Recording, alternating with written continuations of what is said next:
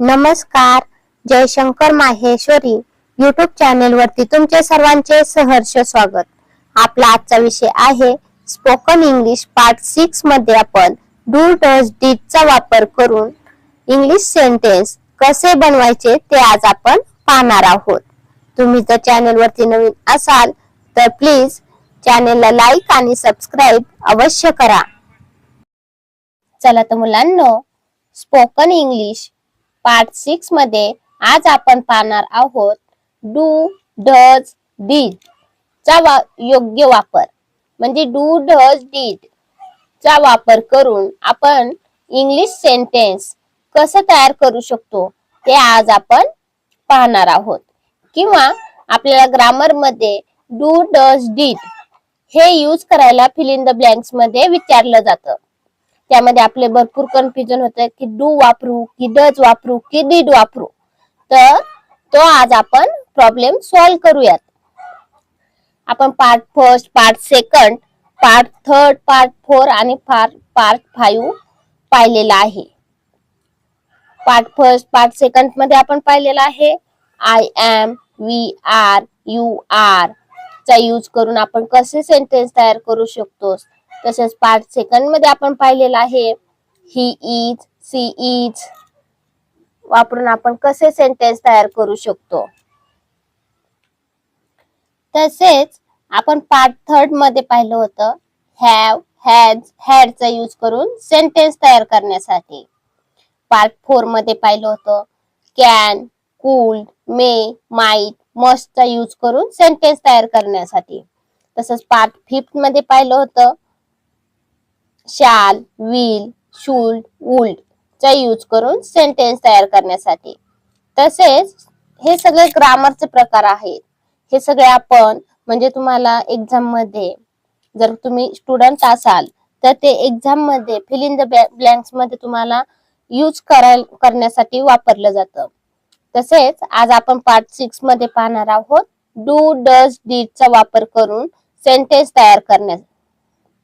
तर डू चा अर्थ काय होतो? मी करतो, करते. तर do is used with you, I, we, they and all other plural subjects in the present tense. म्हणजेच काय, डू हे प्रेझेंट टेन्स म्हणजेच वर्तमान काळात वापरलं जातं. तर तुम्ही म्हणा डज पण वर्तमान काळात वापरलं जातं. मग डू आणि डज मध्ये फरक काय आहे? तर आपण एक पाहूयात. डू हे प्लुरल सब्जेक्ट्स मध्ये, प्लुरल म्हणजे अनेक वचन सेंटेन्स असेल, अनेक वचन सब्जेक्ट्स म्हणजे करता. हे यू, आय, वी, दे हे काय येतं? सब्जेक्ट्स आहेत. तर त्यामध्ये तुम्ही डू यूज करता.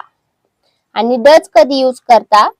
तर एक वचन म्हणजे सिंग्युलर सब्जेक्ट्स मध्ये he, she, it and all other. म्हणजे ही च्या ऐवजी एखाद्या मुलाचं ही नाव असू शकतं, सी च्या ऐवजी एखाद्या मुलीचं ही नाव असू शकतं. त्यावेळेस आपण डज यूज करतो. आणि डू कधी यूज करतो? तर you.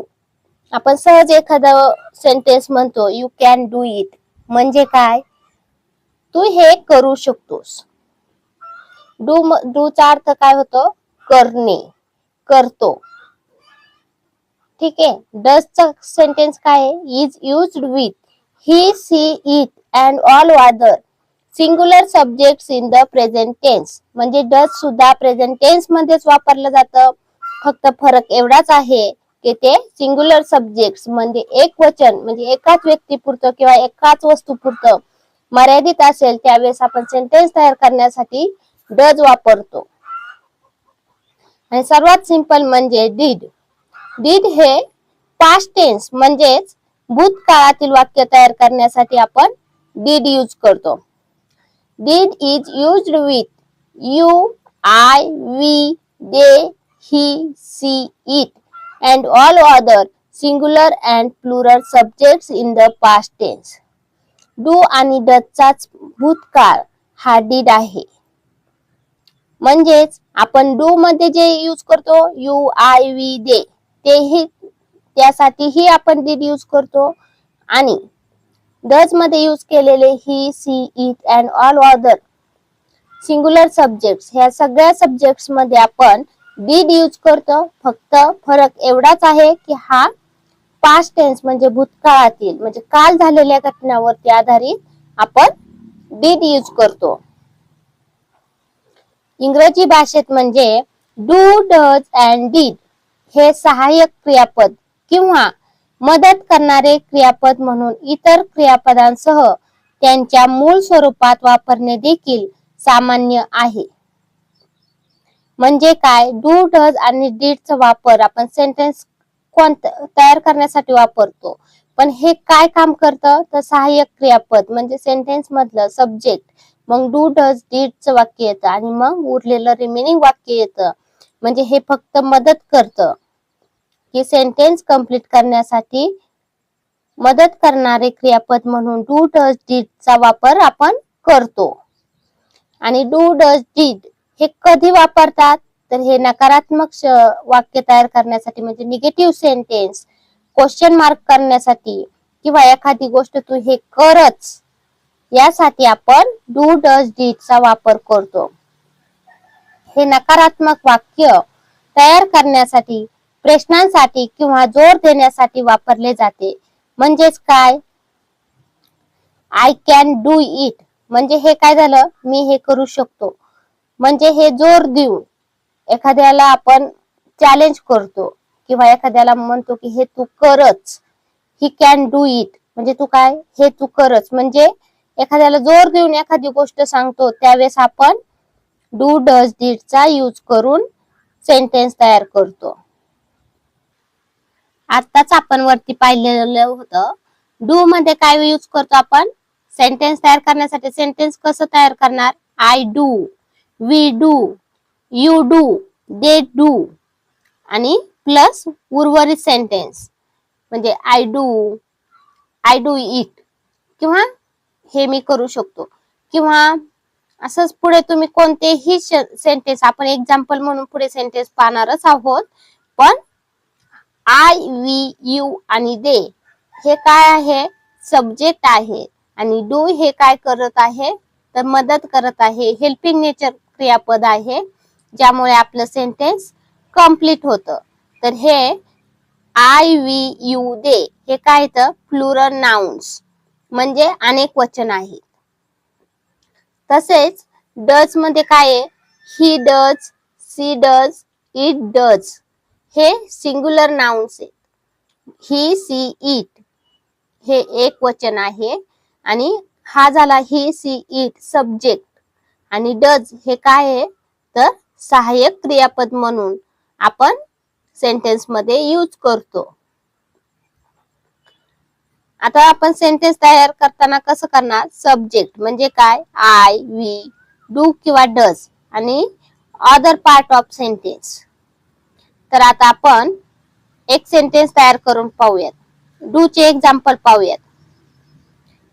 I do my work.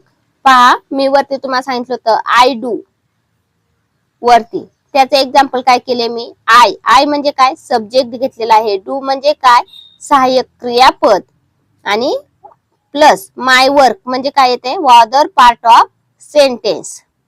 तर याचा मराठीत अर्थ काय होतो, वर्क म्हणजे काम करणे, माय म्हणजे माझं, आय म्हणजे मी माझे काम करतो, मी माझे काम करतो, आय डू माय वर्क. तसंच आपण सेकंड सेंटेन्स पाहूयात.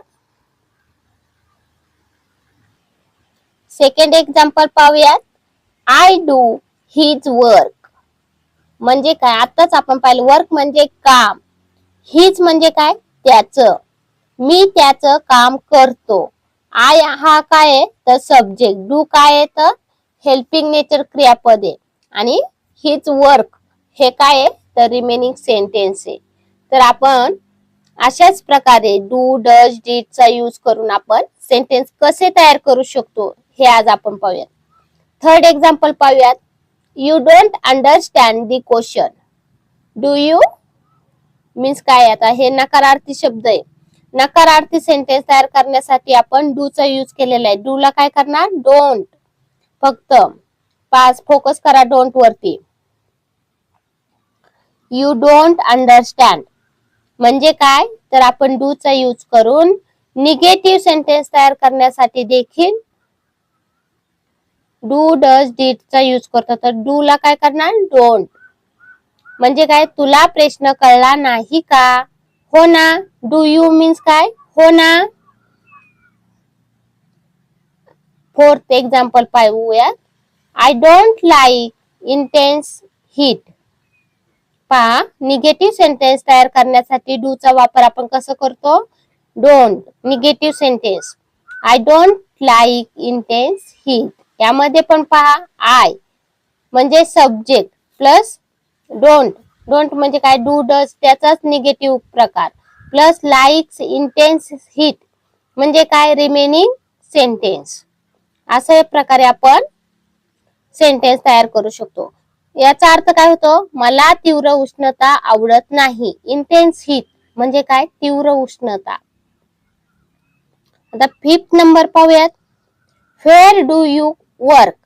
आता मी तुम्हाला सांगितलं होतं डू डज डिड चा यूज कुठे कुठे केला जातो, तर प्रश्नार्थी म्हणजे क्वेश्चन मार्क मध्ये सेंटेन्स तयार करण्यासाठी, निगेटिव्ह सेंटेन्स तयार करण्यासाठी, आणि एखादं तू करू शकतो, हे करू शकतो, जोर लावून आपण एखादं सेंटेन्स तयार करतो त्यावेळेस आपण डू डज डिड चा यूज करतो. आता पहा, क्वेश्चन मार्क मध्ये कशा प्रकारे आपण यूज केलेला आहे do.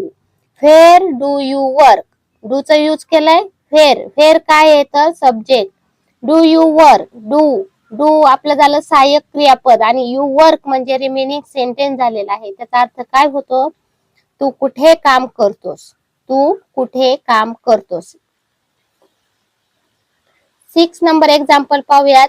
These people do not like dogs. These people do not like dogs. यामध्ये सुद्धा डू नॉट लिहिले किंवा आपण डोंट लाईक सुद्धा लिहू शकत होतो. या लोकांना कुत्रा आवडत नाही. डू नॉट लाईक म्हणजे काय, न आवडणे. डॉग्स म्हणजे कुत्रा. These people म्हणजे या लोकांना. सिंपल आहे, फक्त थोडं लक्ष देऊन करा. 7th नंबर सेंटेन्स आहे, they do there practice at home. They do there practice at home म्हणजे याचा अर्थ काय होतो, ते त्यांचा सराव घरी करतात. दे म्हणजे काय, सब्जेक्ट. डू सहाय्यक क्रियापद आणि plus their practice at home हे रिमेनिंग सेंटेन्स झालेला आहे. याचा अर्थ काय होतो, प्रॅक्टिस म्हणजे सराव, होम म्हणजे घरी, दे म्हणजे ते. ते त्यांचा सराव घरी करतात. अशाच प्रकारे आपण आता डजचे एक्झाम्पल्स पाहूयात. डज हे सिंग्युलर सब्जेक्ट म्हणजे एक वचन सब्जेक्ट. ती, ती म्हणजे काय, सी म्हणजे मुलगी, महिला. ती आजकाल खूप काम करते. She does lot of work this days. आजकाल म्हणजे काय, दिस डेज. खूप काम करते, लॉट ऑफ वर्क. आता यामध्ये सी काय आहे, तर सब्जेक्ट आहे. डज काय आहे, तर सहाय्यक क्रियापद आहे. Plus lot of work this days हे रिमेनिंग सेंटेन्स आहे. अशाच प्रकारे आपण सेकंड सब्जेक्ट पाहूयात, सेकंड सेंटेन्स पाहूयात. सॉरी, तीच्या आता आपण काय केलं होतं, ती म्हणजे सी वापरलं होतं. आता आपण एखादं नाव घेऊन सेंटेन्स तयार करूयात. मनोज त्याचा सराव घरीच करतो. यावेळेस सुद्धा आपण काय करणार, मनोज हा एक पर्टिक्युलर एक पर्सन आहे, म्हणजे काय आहे, तर तो एक वचन आहे, म्हणून आपण डजचा यूज करतो. मनोज डज हीच practice at home. Third sentence आहे, सुप्रिया शनिवारी तिचे कपडे धुते. सुप्रिया ही पण काय आहे, तर एक वचन आहे. डू आणि डज मधला फरक कळून घ्या. दोन्हीही वर्तमान काळातील सेंटेन्स तयार करण्यासाठी वापरतात. फक्त फरक एवढाच आहे, डू हे अनेक वचन मध्ये वापरलं जातं आणि डज हे एक वचन मध्ये वापरलं जातं. सुप्रिया शनिवारी तिचे कपडे धुते. Priya does her laundry on Saturdays. Fourth number, केकची चव चांगली नाही.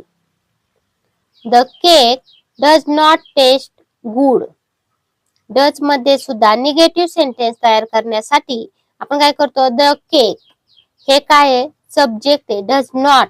डज नॉट काय झालं? सहाय्यक क्रियापद आणि प्लस रिमेनिंग सेंटेन्स. यामध्ये आपण सेंटेन्स तयार करताना कुठलीही तडजोड करायची नाही. The cake does not taste good. Does चे एक्झाम्पल झाले. आता आपण पाहूया सर्वात सिंपल आणि डीड चे एक्झाम्पल. डीड हे कशामध्ये यूज केलं जातं? तर पास्ट टेन्स मध्ये. हे सिंगल मध्ये सुद्धा, सिंगुलर मध्ये सुद्धा, प्लुरल मध्ये सुद्धा यूज केलं जातं. मनोजने घरी सराव केला. सराव केला म्हणजे हे पास्ट टेन्स झालं आहे. Manoj did his practice at home. भूतकाळासाठी आपण did वापरतो. तर सेकंड एक्झाम्पल पाहूयात. मी खूप काम केले. काम केले काय आहे? तर पास्ट टेन्स आहे. I did a lot of work. Third number, आम्ही आमचा गृहपाठ वेळेवर केला. We did our homework on time. Homework म्हणजे गृहपाठ, वेळेवर म्हणजे काय? On time. Fourth number sentence पाहूयात. काल गाडी साफ झाली नाही. The car did not get cleaned yesterday. पहा, did not. did मध्ये सुद्धा आपण निगेटिव्ह सेंटेन्स तयार केलेला आहे. The car did not get clean yesterday. म्हणजे काय? तर the car हे काय झालं आहे? आपला सब्जेक्ट झालेला आहे. did not काय झालेला आहे? तर सहाय्यक क्रियापद प्लस get clean yesterday हे काय झालं आहे? रिमेनिंग सेंटेन्स झालेला आहे. किंवा दुसऱ्या प्रकारे आपण निगेटिव्ह सेंटेन्स कसं तयार करू शकतो? फिफ्थ नंबर पाहूया. मला जायचे नव्हते. I didn't want to go. पहा, did not म्हणून सुद्धा यूज करू शकतो किंवा didn't म्हणून सुद्धा आपण सेंटेन्स तयार करू शकतो. I didn't want to go. 6 number पाहूया. त्याने परीक्षेचा अभ्यास केला नाही. He didn't study for the exam. He didn't study for the exam. Thank you. चला तर मुलांनो, तुम्हाला आज डू, डज, डीड कुठे आणि कसं यूज करायचं हा जर कन्सेप्ट पूर्णतः क्लिअर झाला असेल तर प्लीज माझ्या चॅनेलला लाईक आणि सबस्क्राईब अवश्य करा व शेजारील बेल आयकॉन वरती क्लिक करा, म्हणजे तुम्हाला माझ्या नवीन व्हिडिओचे नोटिफिकेशन मिळत राहील. Thank you. भेटूयात नवीन व्हिडिओ मध्ये.